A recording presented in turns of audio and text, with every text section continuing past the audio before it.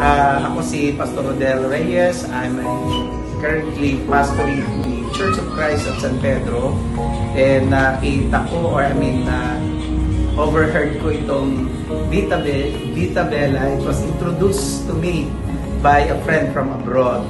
That's why naging very interesting para sa akin. And so far, ang Vita Bella po ay nakita ko na isa sa pinaka magandang coffee shop, in a sense na andoon yung health benefits na dadalhin nito sa isang mahilig magkape. Kumbaga ito yung pag nagkape ka, may makukuha kang maganda.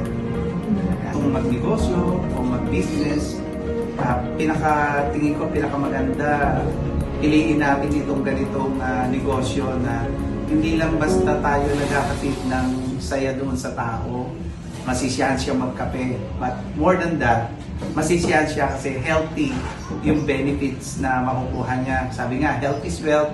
So, habang nagkakape siya, nagiging malusog din siya. Alright, so iniimbitahan ko ang bawat sa inyo. If it happens na napadayo po kayo dito sa San Pedro, Laguna, you're invited to come here at A. Mabini Street, San Pedro, Laguna. Dito po yung bagong Vita Bella. You're welcome here. Bye-bye, guys!